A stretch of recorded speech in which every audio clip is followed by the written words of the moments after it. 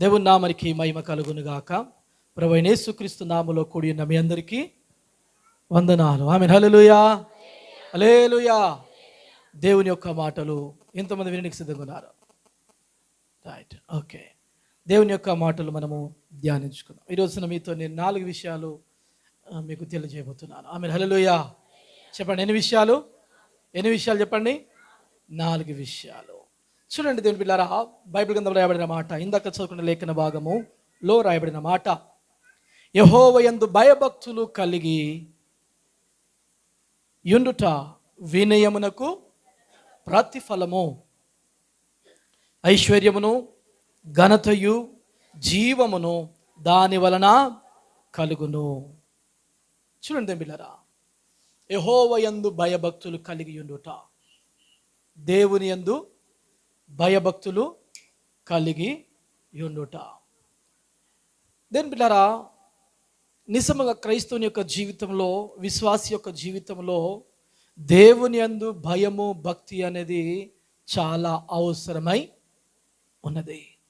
చాలా అవసరం. ఎప్పుడైతే మన జీవితంలో భయము భక్తి కలిగి మనం జీవిస్తామో, అది మన జీవితానికి, మన వ్యక్తిగత జీవితానికి అది ఎంతగానో ఆశీర్వాదకరముగా, దీవెనకరముగా మారుస్తూ ఉన్నది. ఆమేన్. హల్లెలూయా. అందుకనే యెహోవాయందు భయభక్తులు కలిగి ఆయన త్రోవల యందు నడుచు వారందరూ ధన్యులు అని రాయబడ్డది. యోబు గురించి చూస్తాం, దేవుని యందు భయం భక్తి కలిగి జీవించినాడని చూస్తాం. కొర్నేలి గురించి చూస్తాం, దేవుని యందు భయము భక్తి కలిగి జీవించని చూస్తాం. అబ్రహాము గురించి చూస్తాం, దేవుని యందు భయభక్తి కలిగిన వ్యక్తిగా ఉన్నాడని చూస్తాం. దావీదు గురించి చూస్తాం, దావీదైతే ఎక్కువసార్లు ప్రస్తావించినాడు, యెహోవాయందు భయభక్తి కలిగి ఉండాలి, ఉంటే మీకు ఆశీర్వాదము అని ఈ యొక్క కీర్తన గ్రంథంలో మనం చూస్తాం. ఇక్కడ ఈ యొక్క సొలొమోను రాసినటువంటి కీర్తనలో కూడా సొలొమోను కూడా ప్రస్తావించినాడు. ఏమని ప్రస్తావించినాడు అంటే, చూడండి బిడ్డలారా, అంత మాత్రమే కాదు, యెషయా గ్రంథంలో కూడా యెషయా కూడా ఈ యొక్క యెహోవాయందు భయభక్తి కలిగి ఉంటే ఏం జరుగుతుంది అని కూడా తాను కూడా ప్రస్తావించి, అంటే దేవుని బిడ్డలారా, మన ఆత్మీయ జీవితంలో గొప్పగా పిలువబడిన వారు, గొప్ప గొప్ప పేర్లు కలిగిన వ్యక్తులు అందరూ కూడా దేవుని యందు భయభక్తులు కలిగి ఉన్నారు కనుక వారు ఉన్నతమైన స్థితిలో ఉన్నారు. ఆమేన్. హల్లెలూయా. గొప్పవారుగా ఉన్నారు. చూడండి దేవుని బిడ్డలారా, కీర్తనకారు గురించి మనం చదువుకున్నాం, రాత్రి కూడా చెప్పుకున్నాం. ఆయన 124 సంస్థానాలకు ఆయన ఏమై ఉన్నాడు? చెప్పండి, ఏమై ఉన్నాడు? ఆయన రాజు అయి ఉన్నాడు. సొలొమోను కూడా ఏమై ఉన్నాడు? రాజు అయి ఉన్నాడు. చూడండి, అబ్రహాము ఏమై ఉన్నాడు? విశ్వాసులకు తండ్రి అయి ఉన్నాడు. చూడండి బిడ్డలారా, అదే రీతిగా కొర్నేలి యొక్క జీవితంలో కొర్నేలి ప్రతి ఒక్క కుటుంబానికి ఆయన మార్గదర్శకముగా ఉన్నాడు.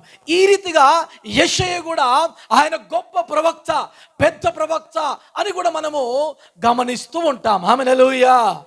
అంటే చూడండి, గొప్ప గొప్ప జీవితాలు ఉన్నటువంటి వ్యక్తులు, వారి యొక్క జీవితానికి రహస్యం ఏంటి అంటే భయభక్తులు కలిగి జీవించడం. ఆమేన్. హల్లెలూయా. చెప్పండి, ఏమి కలిగి జీవించడము? దేవుడంటే భయం ఉండాలి, దేవుడంటే భక్తి ఉండాలి, దేవుడంటే భయభక్తులు కలిగి ఆయన యందు జీవించవలసినటువంటి అవసరత ఎంతగానైనా ఉన్నది. హల్లెలూయా, హల్లెలూయా. భయము లేనటువంటి భక్తి వేస్ట్.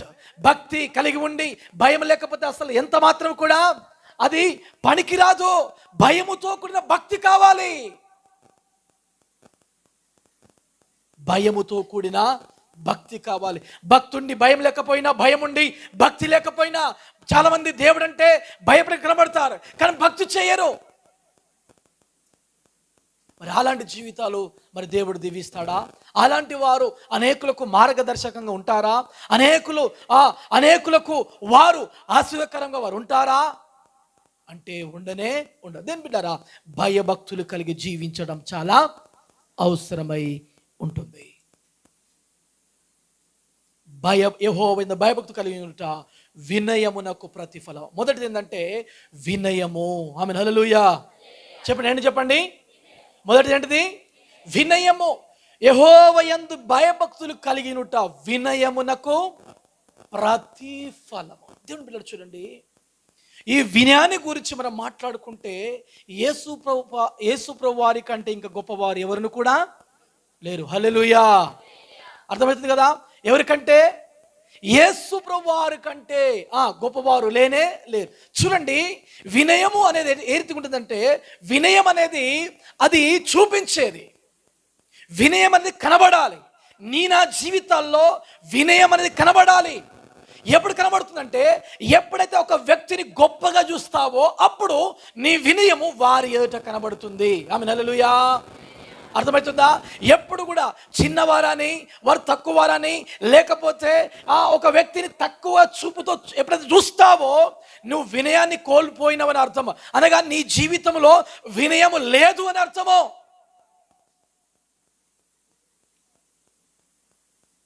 వినయము కలిగి ఉండడం, వినయముతో కలిగిన జీవితాన్ని జీవించడం చాలా అవసరమై ఉంటుంది. అందుకని యేసుప్రభువు ఏమన్నాడంటే, నేను పరిచారము చేయించుకొనికి రాలేదు, కానీ నేను పరిచారము చేయనికి వచ్చినా అని అన్నాడు. ఆమేన్, హల్లెలూయా, హల్లెలూయా అన్నాడు. అనలేదా? అనలేడా యేసుప్రభువు వారు? అన్నాడు. చూడండి బిడ్డలారా, తన జీవితంలో ఎంత తగ్గింపు జీవితం తనలో ఉందంటే, ఎంత వినయం విధేయత తన జీవితం ఉందంటే, తన్ను తాను రిక్తునిగా దేవుని కుమారుడై ఉండి దాసుని పోలికగా తాను వచ్చినాడు. అవునా కదా? అవునా కదా? అంటే చూడండి, మానవుని కొరకు, మానవుని ప్రేమించి, మానవునికి ఒక ఉన్నత విలువలను ఇస్తూ తాను దాసునిగా, రిక్తునిగా తగ్గించుకున్నాడు.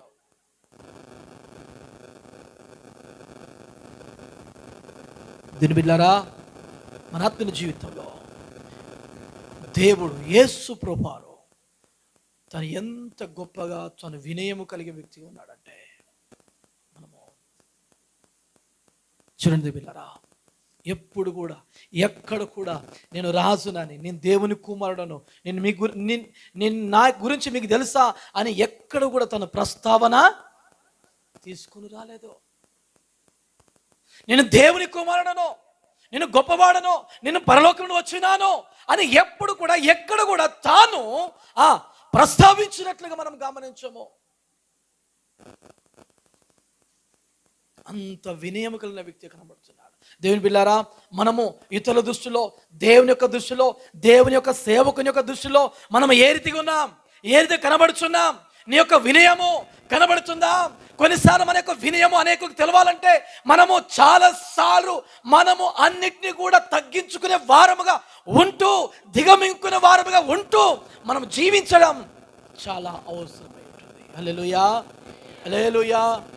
చూడండి, వినయానికి గొప్ప ఆదర్శము ఎవరంటే యేసు ప్రభువారు. 12 మంది శిష్యుల యొక్క కాళ్ళను కడిగినాడు. ఆమేన్, హల్లెలూయా, ఆమేన్, హల్లెలూయా. చెప్పండి, ఏం చేసినాడు? 12 మంది యొక్క శిష్యుల యొక్క కాళ్ళను కడిగినాడు. వినయము, విధేయత కలిగిన వాడుగా యేసయ్య ఉన్నాడు. ఈనాడు మన జీవితంలో వినయాన్ని కలిగిన వ్యక్తులముగా మనం ఉండడం చాలా అవసరమై ఉంటుంది. యోబు గ్రంథం 22 అధ్యాయం 29 వచనం, 22-29.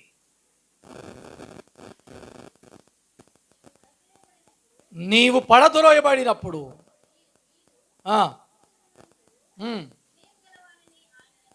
వినయము గలవానిని ఆయన రక్షించును. చూడండి దేవుని బిడ్డలారా, నేను యోబు గురించి చెప్పినాను. యోబు యొక్క జీవితంలో ఎన్నో అవమానాలు, ఎన్నో నిందలు, ఎన్నో తన జీవితంలో కష్టములు అన్ని కూడా అనుభవిస్తూ ఉన్నాడు. అదే యోబు గ్రంథంలో తాను రాస్తున్నాడు. నువ్వు పడద్రోయబడినప్పుడు మీద చూసి వినయము గల వారిని ఆయన రక్షించును. హల్లెలూయా. వినయము గలవారు ఏమైతున్నారట? చెప్పండి, ఏమైతున్నారట? రక్షించబడుతున్నారు, క్షేమము ఉంటారు. వారు తప్పిస్తూ ఉంటాడు, వారికి క్షేమాన్ని కలగజేస్తూ ఉంటాడు. వినయము కలిగిన వారు రక్షించబడదు. సామెతలు 11:2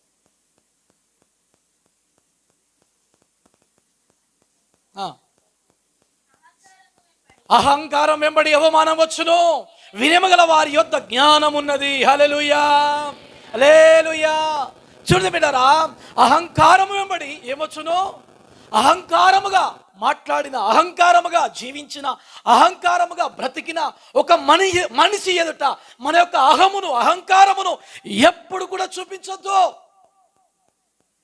దాన్ని బట్టి ఏదో నేను సాధించినా, ఏదో నేను గొప్పగా మాట్లాడినా, ఏదో నేను ఇట్లా మాట్లాడినా అని ఒకవేళ అనుకుంటే మాత్రం అది నీకు అవమానం తీసుకొస్తుంది. ఏం తీసుకొస్తుంది? అది నీకు అవమానమే తీసుకొస్తుంది. ఎప్పుడు కూడా మన యొక్క మాటలు ఆ రీతి ఉండకూడదు. మన యొక్క మాటలు వినయముగా ఉండాలి, మన యొక్క మాటలు విధేయత కూడినగా ఉండాలి, మన యొక్క మాటలు చాలా యథార్థముగా ఉండాలి. హల్లెలూయా. ఎప్పుడు కూడా అహంకార దృష్టితో కానీ, అహంకారమైన ప్రవర్తనతో కానీ, అహంకారమైన జీవితాన్ని క్రైస్తవుడు, విశ్వాసి ఎవరి దగ్గర ఎక్కడ ప్రదర్శించకూడదు, చూపించకూడదు. నువ్వు ఎంత ఉన్న వ్యక్తివైనా సరే, డబ్బు పరంగా ఉన్నావా నీ జీవితంలో, లేకపోతే నీ జీవితంలో అన్ని హంగులు కలిగిన వ్యక్తిగా ఉన్నావా, గొప్పవారిగా ఉన్నావా, వారికంటే పెద్ద వ్యక్తిగా నీవు ఉన్నావా, ఏ రీతిగా ఉన్న నీ జీవితంలో నీవు అలాంటి ప్రదర్శన, అహంకారంతో కూడినటువంటి జీవితం మన జీవితంలో ఉండనే, మాట తీరును బట్టి కానీ, ప్రవర్తన తీరును బట్టి కానీ, ఎవరి దృష్టిలో అయినా సరే, మొదట తల్లిదండ్రుల దృష్టిలో చాలా మంది కుమారులు, చాలా మంది కుమార్తెలు అహంకారముగా, అనగా వారి యొక్క జీవితంలో లోబడనొల్లని ఆ పిల్లలుగా జీవిస్తూ ఉంటారు. కొన్నిసార్లు తండ్రిని తిట్టేవారుగా ఉన్నారు, కొన్నిసార్లు తల్లిని దూషించేవారు ఉన్నారు. ఇలాంటి తల్లిదండ్రులు భూమి మీద బ్రతకడం వేస్ట్. క్షమించండి, కుమార్తెలు కానీ బిడ్డలు కానీ అహంకారముగా బ్రతికే పిల్లలు, తల్లిదండ్రులకు లోబడని పిల్లలు భూమికి బరువు. అవునా కదా? అవునా కదా? మరి వారి జీవితంలో వారు వినయాన్ని కలిగిన వ్యక్తులుగా ఉండాలి, విధేయత కలిగిన వ్యక్తులుగా ఉండాలి. వినయము వారి యొద్ద ఏమి చూపిస్తుందంటే జ్ఞానవంతుడు అని చూపిస్తుంది. హల్లెలూయా. జ్ఞానవంతురాలు అని చూపిస్తుంది. వినయం లేకపోతే, ఓపిక స్నానము అనేది లేకపోతే నువ్వు మూర్ఖురాలు అనే కనపరుస్తుంది, నువ్వు మూర్ఖుడవు అని కనపరుస్తుంది. వినయము అనేది చాలా అవసరమై ఉన్నది. అహంకారం వెంబడి ఏమొచ్చును? అవమానము వచ్చును. వినయము గల వారి యొద్ద జ్ఞానము ఉన్నది. ఏముంది చెప్పండి? జ్ఞానం ఉన్నది. హల్లెలూయా, హల్లెలూయా. సొలొమోను యొక్క జీవితంలో, సొలొమోను యొక్క జ్ఞానాన్ని బట్టి అట రాణులు సహితం షేబా దేశం నుంచి, ఆయా దేశం నుంచి వచ్చి ఆయనకున్న జ్ఞానాన్ని చూడడానికి వచ్చినారు. హల్లెలూయా. ఆయన రాసినాడు ఈ మాట. దేని బిడ్డలారా, వినయము కలిగి జీవించడము చాలా అవసరం. క్రైస్తవ జీవితం మొదట దేని బిడ్డలారా, ఇక్కడ రాయబడిన మాట కఠినంగా రాయబడి కదా, అహంకారము అని రాయబడ్డది.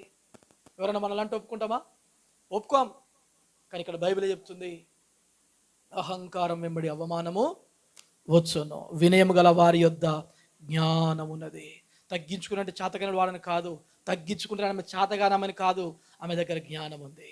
జ్ఞానం కొద్ది బ్రతుకుతుంది.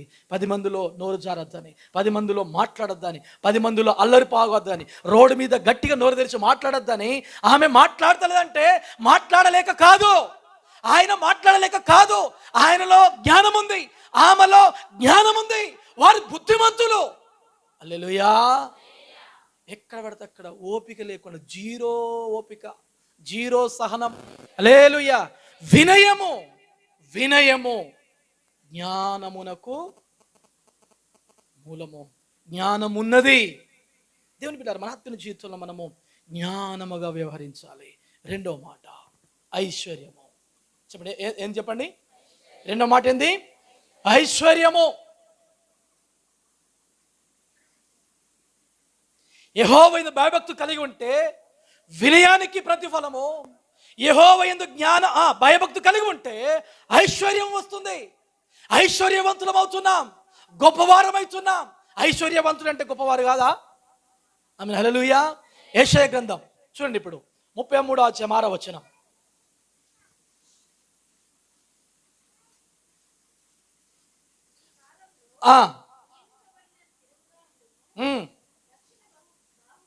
రక్షణ బాహుల్యమును బుద్ధి జ్ఞానముల సమృద్ధి కలుగును, యెహోవా భయము వారికి ఐశ్వర్యము. ఆమేన్ హల్లెలూయా హల్లెలూయా. యెహోవా యందు భయము, యెహోవా భయము వారికి ఏంటి చెప్పండి? ఐశ్వర్యము. ఐశ్వర్యం కొరకు ఏమేమో ప్రయత్నం చేస్తుంటాం. ఐశ్వర్యవంతులుగా పిలబడనీకో లేకపోతే ఐశ్వర్యవంతులుగా మారడానికి ఎంత కష్టపడతామో, ఎంత గుడికి రాకుండా దేవుని సరైన దేవుని యందు భయం లేకుండా, దేవుని దగ్గర సరిగా ఉండకుండా మనము జీవించి ఏదో సంపాదించి ఐశ్వర్యవంతులుగా గొప్పవారుగా ప్రయత్నం చేస్తున్నారు. కానీ దేవుడు అంటున్నాడు, ఏది ఐశ్వర్యము? యెహోవా యందలి భయము వారికి ఐశ్వర్యము. హల్లెలూయా. యెహోవా యందు భయభక్తుల ఐశ్వర్యము. నువ్వు ఐశ్వర్యవంతుడవు ఎప్పుడు? నువ్వు ఐశ్వర్యవంతురాలవు ఎప్పుడు? దేవుని యందు భయము కలిగి భక్తి కలిగి జీవించినప్పుడు, దేవునికి భయపడినప్పుడు. ఆమేన్ హల్లెలూయా హల్లెలూయా. చూడదే బిడ్డారా, ఒక దొంగ అన్నాడు, నువ్వు దేవుని కుమారుడు కదా, నిన్ను రక్షించుకొని నువ్వు మమ్మల్ని రక్షించవచ్చు కదా అని హేళనగా మాట్లాడినాడు. ఇంకొక దొంగ అన్నాడు, అరే పిచ్చోడా, మన ఇద్దరం దొంగలం రా. చెప్పండి ఏమన్నాడు? మన ఇద్దరం దొంగలం రా, మనం దొంగలం కనుక మనకి ఈ శిక్ష సరియే. కానీ ఆయన ఏ తప్పిదము, ఆయన ఏ పొరపాటు, ఏ పాపము ఆయన చేయలేదు అని అంటూ ఒక మాట అన్నాడు, అయ్యా ఒక్కసారి నీ రాజ్యంలో నన్ను జ్ఞాపకం చేసుకో. హల్లెలూయా హల్లెలూయా. ఒక్కసారి నీ రాజ్యంలో నన్ను జ్ఞాపకం చేసుకో అనగానే యేసు వారు వెంటనే అన్నాడు, నేడు నీవు నాతో కూడా పరదేశంలో ఉందువు. ఆమేన్ హల్లెలూయా హల్లెలూయా. మంచిగా కూర్చోండి, మంచిగా కూర్చోండి. రైట్. నేడు నీవు నాతో కూడా పరదేశంలో ఉందువు. భయముతో మాట్లాడాలి, భక్తితో మాట్లాడాలి. దేవుని దగ్గర నువ్వు భయము కలిగి ఉండాలి, ఇతరుల దగ్గర భయముతో ఉండాలి. భయము లేకుండా మనం ఉండొద్దు. ఆమేన్ హల్లెలూయా.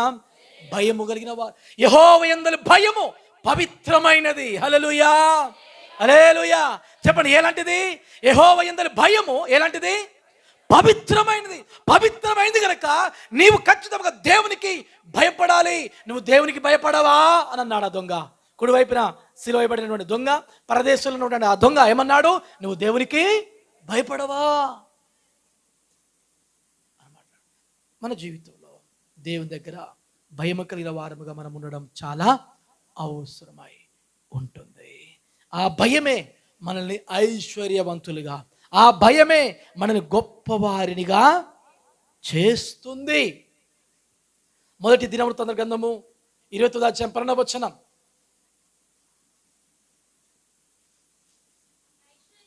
ఐశ్వర్యమును గొప్పతనమును నీ వలన కలుగును, నీవు సమస్తమును ఏలువాడవు, బలమును పరాక్రమమును నీ దానములు నీవే. హల్లెలూయా.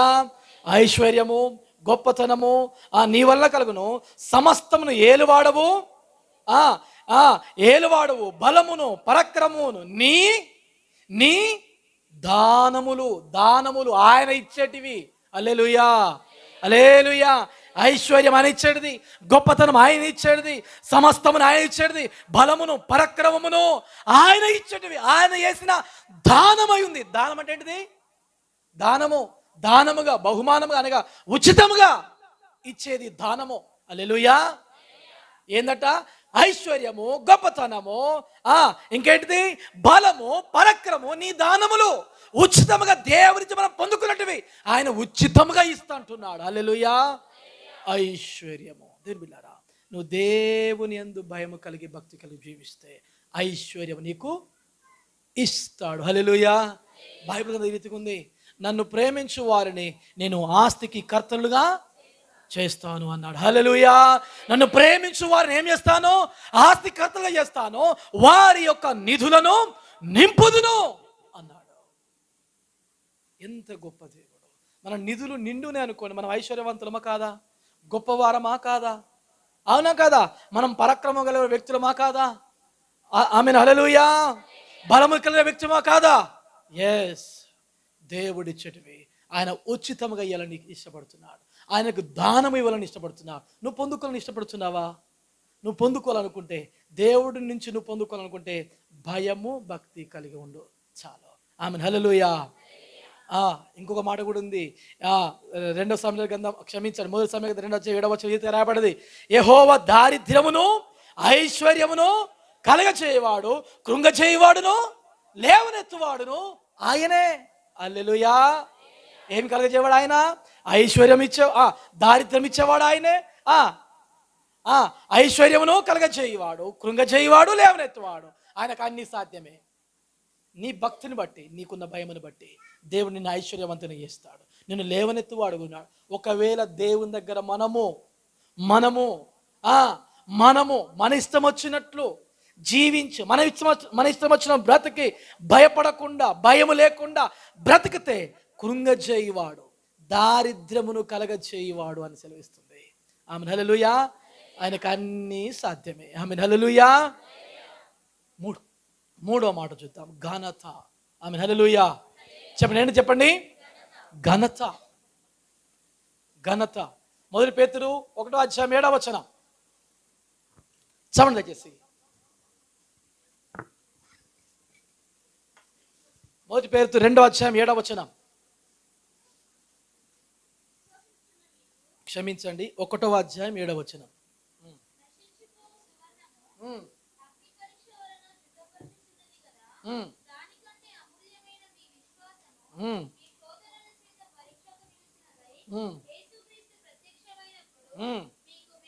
మీకు మెప్పును మహిమను ఘనతయు కాలుగుటకు కారణమగును.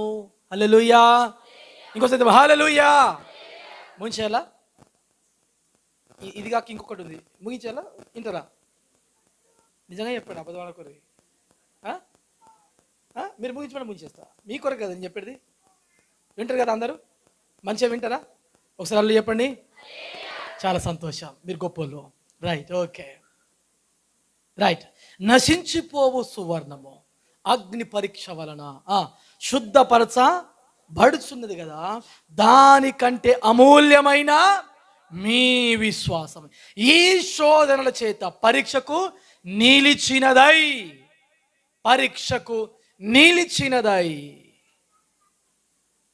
యేసుక్రీస్తు ప్రత్యక్షమైనప్పుడు మీకు మెప్పును మహిమయు ఘనతయు కలుగుటకు కారణం. దేని బిడ్డలారా? భయము భక్తి కలిగి జీవించడము, తరువాత మీ విశ్వాసాన్ని కాపాడుకోవడము. ఆమె హల్లెలూయా. హల్లెలూయా. చెప్పండి, ఏంది? మీ విశ్వాసము గొప్పది, అమూల్యమైనది. అమూల్యమైన మీ విశ్వాసము ఈ శోధన చేత పరీక్షకు నిలిచినదై. యేసుక్రీస్తు ప్రత్యక్షమైనప్పుడు ఒకవేళ మీ జీవితంలో శ్రమలు అనేటివి, ఇబ్బందులు అనేటివి, కష్టములు అనేటివి, శోధనలు అనేటివి మన జీవితం సంభవించినప్పుడు, నువ్వు దేవుని కొరకు నిలబడితే, అనారోగ్య పరిస్థితి నీ జీవితం ఏర్పడినప్పుడు, అప్ర సమస్య నీ జీవితంలో ఏర్పడిన, అవమానములు నీ జీవితంలో ఏర్పడినప్పుడు, లేకపోతే నిందలు నీ జీవితంలో ఏర్పడినప్పుడు, అప్పుడు నీ విశ్వాసాన్ని కాపాడుకుంటూ నువ్వు జీవించిన వ్యక్తివైతే, దేవుడు ప్రత్యక్షమైనప్పుడు అప్పుడు నీకేం కలుగుతుంది తెలుసునా? చెప్పండి, ఏం కలుగుతుంది? మెప్పు, మహిమ, ఘనత మీకు కలుగుటకు కారణమగును. హల్లెలూయా. హల్లెలూయా. శోధనలు వచ్చినాయని, శ్రమలు వచ్చినాయని మన విశ్వాసాన్ని పాడు చేసుకోవచ్చు, మన భక్తిని పాడు చేయవచ్చు, మన భయమును కోల్పోవచ్చు.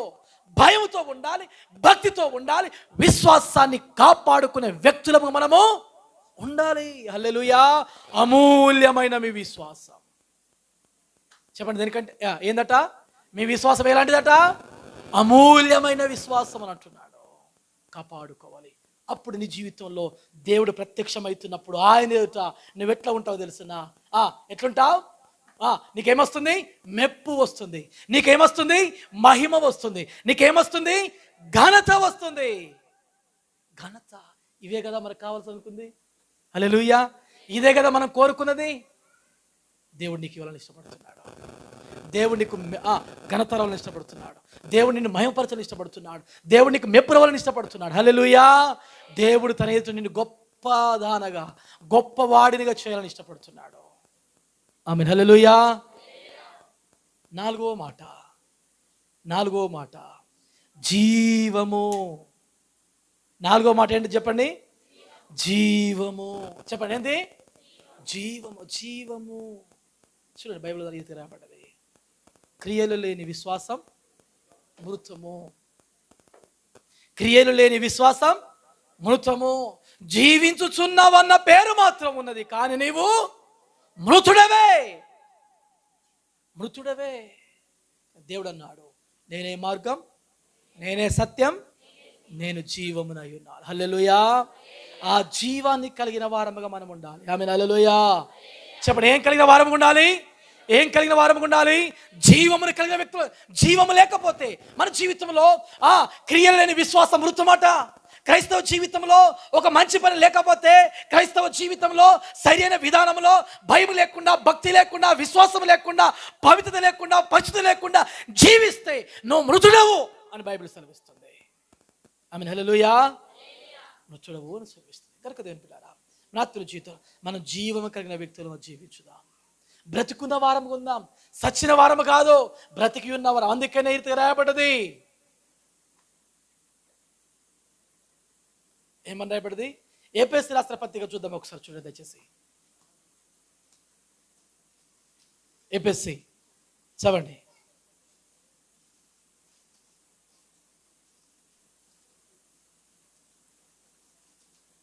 రైట్, 5వ అధ్యాయము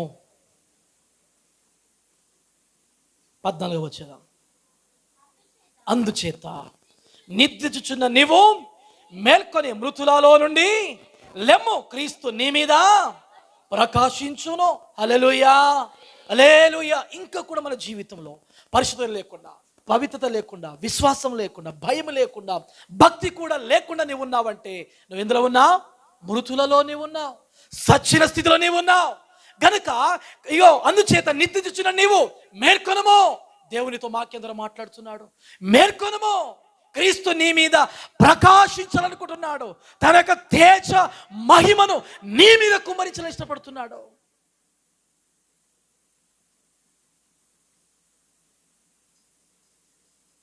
క్రీస్తు నీ మీద ప్రకాశించును. లెమ్ము, మృతులలో నుండి లెమ్ము, మృతులలో నుండి లెమ్ము. ఈ రోజున నువ్వు లేవాలంటే, నువ్వు బ్రతకాలంటే దేవుని యొక్క వాక్యానికి నువ్వు విధేయుడు కావాలి. దేవుని యొక్క వాక్యాన్ని నీవు వినాలి. దేవుని యొక్క మాటలకు నువ్వు లోబడి జీవించాలి.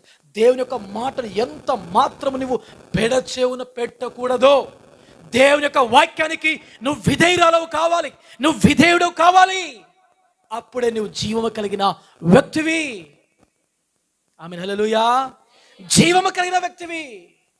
చూడండి చేసి సామెతల గ్రంథం 3వ అధ్యాయం 1-2 వచనాలు, తర్వాత 4వ అధ్యాయం 20 వచనం, 21 వచనం, 22 వచనాలు. సౌండ్ చేసి, నా కుమారుడా నా ఉపదేశం మరువకుము, నా ఆజ్ఞలు హృదయపూర్వక గైకొనుము. అవి దీర్ఘాయువును సుఖ జీవముతో. హల్లెలూయా.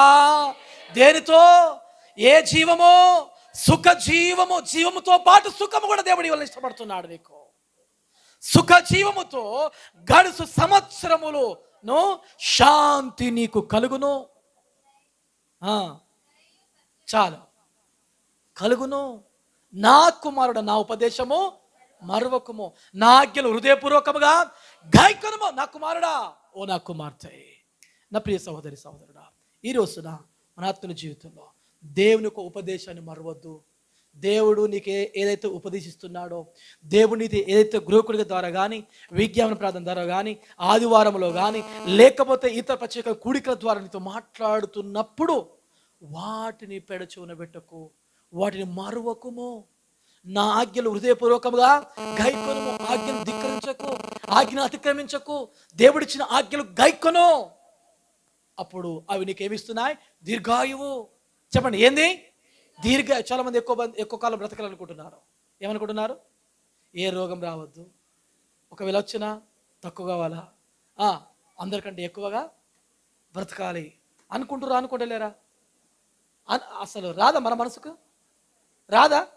చెప్పండి, ఏదైనా అయిందనుకో వణికిపోతాం. ఏదైనా మధ్యరాత్రి ఎప్పుడు పడితే అప్పుడు ఏం చేస్తాం హాస్పిటల్కి? దాని యొక్క అంతర్యం ఏంది? మనం బ్రతకాలని. హల్లెలూయా. అవునా కదా? అంటే ప్రతి ఒక్కరికి ఉంది, అది నాకు కూడా ఉంది. ఎవరికైనా ఉంటది. ఆయుష్ కావాలి, సుఖజీవం కావాలి, దీర్ఘాయు కావాలి, అందరికంటే ఎక్కువ బ్రతకాలి, మంచిగా బ్రతకాలి అని ఆలోచన లేదా మనకి? ఉంది కదా. ఎందుకు మరి ఎక్కువ బ్రతకాలనుకుంటున్నావు కానీ దేని యొక్క వాక్యాన్ని పెడుతున్నావు? నీ ఆయుష్కు, నీ దీర్ఘాయు కారణం ఏం తెలుసునా? దేవుని యొక్క వాక్యాన్ని వినడం, ఆజ్ఞలు గైకొనడం. హల్లెలూయా. ఇక్కడ స్పష్టంగా రాయబడ్డది. ఆమేన్, హల్లెలూయా. నువ్వు ఎక్కువ కాలం దీర్ఘాయుష్మంతులుగా ఉండాలనుకుంటున్నావా? దీర్ఘాయుష్మంతురాలుగా బ్రతకాలని ఆశపడుతున్నావా? నా కుమారుడా, నా ఉపదేశం మరొకము, నా ఆజ్ఞలు హృదయపూర్వకముగా గైకొనుము. అవి దీర్ఘాయువును. ఏమాయువు? ఏమాయువు? దీర్ఘాయువు, ఎక్కువ కాలము ఆయుష్నిస్తా అంటున్నా. సుఖజీవము. ఏమిస్తా అంటున్నా? ఇంకా సుఖజీవం. గడుసు సంవత్సరములో దేని బిడ్డారా ఎక్కువ దీర్ఘాయువు ఉంది. తర్వాత జీవముతో మనం ఉన్నాం, బ్రతికి ఉన్నాం. మనకు శాంతి లేదనుకో, నెమ్మది లేదనుకో, 120 సంవత్సరాలు బ్రతికి మనకి ఏం నెమ్మది లేకుండా, శాంతి లేకుండా ఉన్నాం. ఎట్లుంటుంది కదా? బ్రతికున్నా సచిన వారితో బ్రతికున్న కొందరు అంటారు, బ్రతికున్న ఏం లాభం లేదా ఇవన్నీ ఏంది అన్నట్టు మాట్లాడుతారు. అంటే ఎవరి జీవితంలో నెమ్మది, శాంతి లేదు. ఇక అంటున్నాడు ఆయుష్ని ఇస్తా అంటున్నాడు, జీవంని ఇస్తా అంటున్నాడు, శాంతిని కూడా ఇస్తా అంటున్నాడు. హల్లెలూయా. శాంతి నీకు కలుగును. శాంతి నీకు. ఇప్పుడు 4వ అధ్యాయం చూద్దాం దయచేసి. 22వ వచనం. అవి దొరికిన వారికి జీవమును, వారి సర్వ శరీరమునకు ఆరోగ్యమును ఇచ్చును. హల్లెలూయా, హల్లెలూయా. అవి దొరికిన వారికి. ఏం దొరికిన వారికి? ఏం దొరకాల? మందుల? ఏం దొరకాల? ఏం దొరకాలి? ఇప్పుడు 20వ వచనం చదవండి అమ్మా. నా కుమారుడా, నా మాట ఆలకింపుము, నా వాక్యమునకు నీవు చెవియొక్కుము, నీ కన్నుట వాటిని తొలగిపోనీయకుము, నీ హృదయమందు వాటిని భద్రం చేసుకొనుము. దొరికిన వారికి అవి జీవమును, వారి సర్వ శరీరమునకు ఆరోగ్యమును ఇచ్చును. హల్లెలూయా, హల్లెలూయా. ఎంత మంచి మాటలు ఇక్కడ. హల్లెలూయా. ఇవి చదివినప్పుడు ఎంత సంతోషం అనిపిస్తుంది, ఎంత ఇంతేనా నేను చేయాల్సింది? నా కుమారుడు నా మాట ఆలకిము. ఎస్, దేవుని యొక్క మాటను మనము ఆలకించాలి. వాక్యమును మనం ఏం చేయాలా? చెవి యొగ్గాలి. నీ కన్నుల ఎదుటి నుంచి వాటిని తొలగిపోవద్దు, తొలగిపోనీయకము. నీ హృదయంలో వాటిని ఏం చేసుకో? భద్రం చేసుకో. ఇవి దొరికిన వారికి అవి జీవము, వారి సర్వ శరీరమునకు ఆరోగ్యమునిచ్చును. హల్లెలూయా, హల్లెలూయా. ఎంత చక్కని మాటలు మనం చదువుకుంటున్నాం. ఎంత చక్కని దేవుడు మనకి, ఎంత గొప్ప మాట దేవుడు మనకు అనుగ్రహిస్తున్నాడు. హల్లెలూయా. దేవుడు నిజముగా గొప్పవాడు. హల్లెలూయా. ఈ రోజున నా ప్రియ సహోదరి సహోదరుడా, 4 విషయాలు మనం నేర్చుకున్నాం. ఎన్ని విషయాలు చెప్పుకున్నా చెప్పండి? 4 విషయాలు మనము నేర్చుకుంటూ ఉన్నాం. ఈ 4 విషయాలు మనకి ఎప్పుడు కలుగుతుంది తెలుసునా? ఈ రోజున ఎంతమంది నేను పంపిన వాగ్దానం చదివారు? చదివారు? ఎవరైనా చదివారు? చదివితే ఇప్పుడు నేను చెప్పిన ప్రసంగం అర్థమైంది కదా? అర్థమైందా మరి మీకు? ఇలా పంపిన వాక్యమే. ఆమేన్, హల్లెలూయా, హల్లెలూయా. పంపిన వాక్యమే మూల వాక్యము. ఆమేన్, హల్లెలూయా. నేను ఈరోజు ఉదయం నుంచి నేను సిద్ధపడుతున్నా. 2 ప్రసంగాలు సిద్ధపడాలి. ఇయ్యలడిది, రేపటిది సిద్ధపడుతుంది. ఇయ్యలడిదా మరి ఏం చెప్పాలి? రేపటి కొరకు ఎప్పుడు వస్తుందో సిద్ధము అవుతుంది. మరి అంటే గుమ్మాల గురించి చెప్పుకుంటున్నాం కదా, అంటే అది కొంచెం మనసులో ఉంటుంది కదా, ఎట్లన్నా చేసి దారిలో పడుతుంది. కానీ ఇప్పుడు కొత్తగా సృష్టించాలి. మరి ఏం చెప్పాలా అని ఒకసారి బైబిల్ తీసిన, ఒకసారి ఫోన్ తీసిన, తీయంగానే ఇలా కనబడిన వాక్యము మళ్ళొక్కసారి కనబడంగానే చదివిన. అరే ఇది మంచిగా ఉంది కదా, మరి దీని మీద ప్రభువుని అడుగుదాం అనుకొని సిద్ధపడడం ప్రారంభించినారు. ఆమె హల్లెలూయా, హల్లెలూయా. దేవుని బిడ్డలారా, ఈ రోజున 4 విషయాలు నేర్చుకున్నా. భయభక్తులు కలిగి ఉండుట వినయమునకు ప్రతి ఫలం, ఐశ్వర్యం, ఘనత, జీవము దాని వలన కలుగును. హల్లెలూయా. ఎన్ని విషయాలు? 4 విషయాలు. ఆమె హల్లెలూయా. అక్కలందరూ నేను చెప్పండి, అన్నలు అందరూ అక్కలందరూ కూడా చెప్పండి. ఇక ముగించేసుకుందాం, ఓకేనా? రైట్. 1 వినయము, చెప్పండి గట్టిగా, వినయము, ఐశ్వర్యము, ఘనతయు, జీవమును దాని వలన కలుగును. ఆమె హల్లెలూయా. దీని బిడ్డలారా, భయభక్తులు కలిగి ఉండడము చాలా అవసరము. భయముతో జీవించడం, భక్తితో జీవించడము మన జీవితంలో చాలా ప్రాముఖ్యమైనది. క్రైస్తవ జీవితం అంటేనే భయభక్తులతో కూడింది. ఆమె హల్లెలూయా. ఎక్కడ నిలబడ్డా, ఎక్కడ జీవించినా, ఏం చేసినా కొంచెం భయము కొద్దే బ్రతకాలి మనము. భయము కొద్దే జీవించాలి మనము. ఎక్కడ ఉన్నా, ఎవరు చూడని చోటకి వెళ్ళినా అక్కడ నువ్వు దేవునికి భయపడుతూ బ్రతకాలి. ఆమె హల్లెలూయా. ఇక్కడ నన్ను ఎవరు చూస్తారులే అనుకొని నువ్వు బ్రతకద్దు. ఎక్కడ ఉన్నా, ఏ స్థలంలో ఉన్నా, ఎక్కడ ఉన్నా నీవు భయభక్తులు కలిగి ఉంటే వినయమునకు ప్రతిఫలము, ఐశ్వర్యం దేవుడు ఇస్తాడు, ఘనత ఇస్తాడు, జీవమును ఇస్తాడు. దేవుడు మాటలు దేవుడు దీవించునుగాక. ఆమేన్. దేవుడు మాటలు దేవుడు మన విడికిల్లో గట్టి ఒకసారి ఆమేన్ చెప్దాం, మళ్ళొకసారి చెప్దాం. ఆమేన్.